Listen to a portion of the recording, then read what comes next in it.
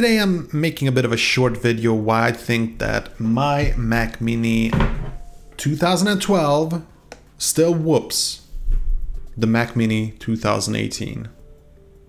Hope you enjoy.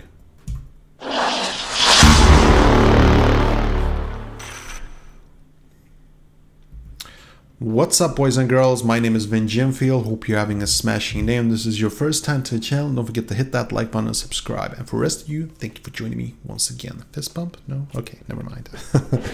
Okay, so I've been praising the Mac Mini for years, I think. And on this channel alone, I made so many videos, very popular videos, by the way. And I'm praising it for all sorts of reasons. And in particular, this older 2012 model for so much. And I think it's important. Like, I think that the majority of people focus so much on specs that they forget just simple practical solutions that cannot be overcome with specs or software. Simple things like, well, let me tell you, an SD card reader. Something as simple as that cannot be overcome with the CPU or software. I don't care how good macOS is or how much the latest i7 6-core processor is doing. Like, yeah, you can connect a card reader, but I don't have to on my Mac Mini 2012. But, you know, keep it in your pants though. I'm not done. Like, this is not the main reason why I would prefer my Mac Mini 2012. There are other things. And I'm just going to get straight into it. So one thing that I really enjoy about my Mac Mini 2012 is the fact that I can put two SD drives, like two SSD drives, sorry, in my Mac Mini. Like, okay, I can't upgrade to more than 16 gigs on this thing. Believe me, I've tried. But I can put in two SSD drives and I can RAID 0 them and get really impressive speeds. Speeds that are sufficient enough. And I can keep upgrading them from year to year, even though when SD drives get cheaper and cheaper, and I can't do that on the Mac Mini 2018. Now I know what you might be thinking here. Yeah, but you can just hook it up to an external thing. Yeah, that's not exactly the most portable thing in the world, you know, to have a bunch of cables and connect to different hard drives. I used to play that game, by the way. You should know it, that I used to connect this Mac Mini to an external hard drive before I figured out how you can actually replace the internal one very simply. It's not as practical as one might think. I don't care if you use Thunderbolt or whatever. It's just not practical to have an external hard drive.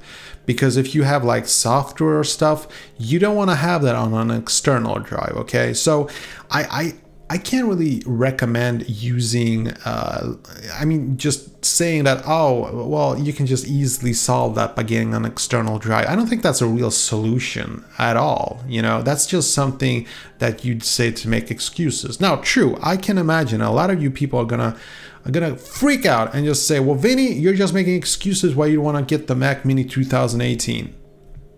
Yeah. Guilty as charged. I am making excuses, valid excuses, why I don't have to get the Mac Mini 2018 model, why I can still use my 2012 model. Now, there are a lot of things that I could say, and there are a lot of good arguments why you would get the Mac 2018. For instance, if you are gonna edit 4K videos a lot, this is not for you.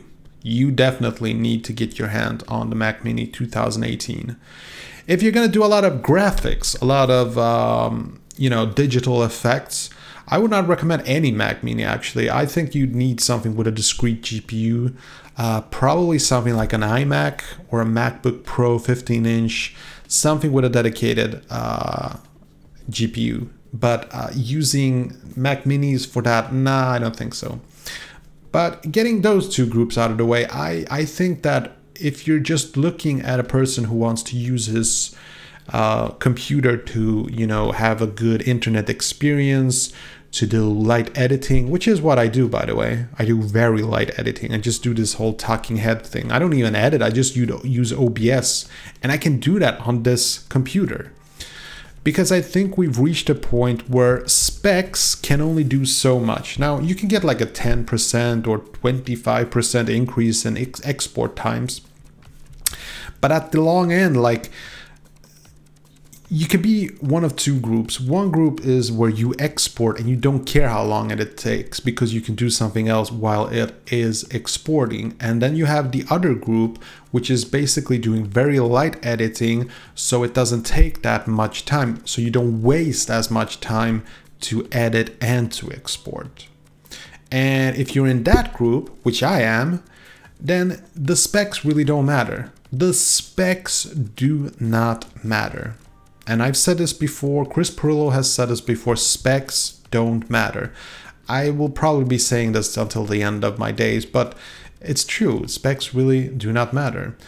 Now, I am not saying that you should not get the Mac Mini 2018. And no matter what I say, I'm gonna get hateful comments below for speaking my minds, my thoughts on why I personally will not be using my Mac, replacing my Mac Mini 2012 for the new Mac Mini 2018, for the pure beautiful reason that I actually can still use my Mac Mini 2012.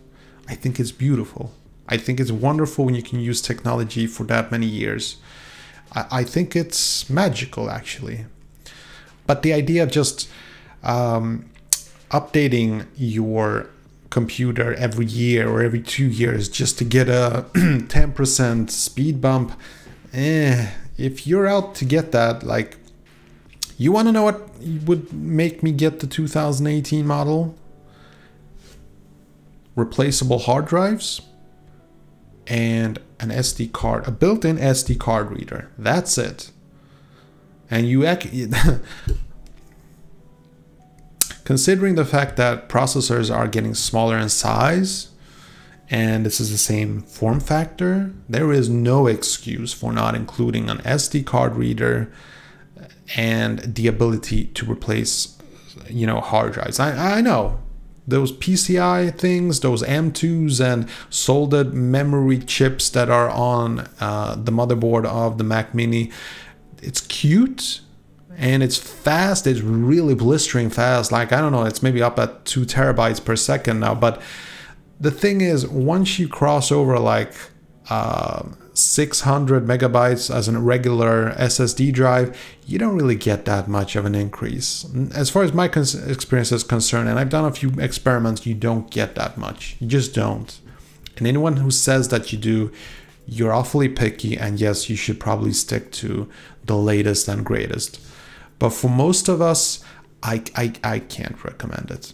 Again, not saying the 2018 model is a bad model. I'm just saying that for most of us, it will be overkill if you already have a Mac Mini with an SD card drive. Just saying. My thoughts. What are your thoughts? Let the hailing begin. Okay, that was it. Hope you enjoyed this video. And if you did, see that like button, smash it. And I got some freakishly awesome videos coming up. Better subscribe so you don't miss a beat. I'll see you later. Peace.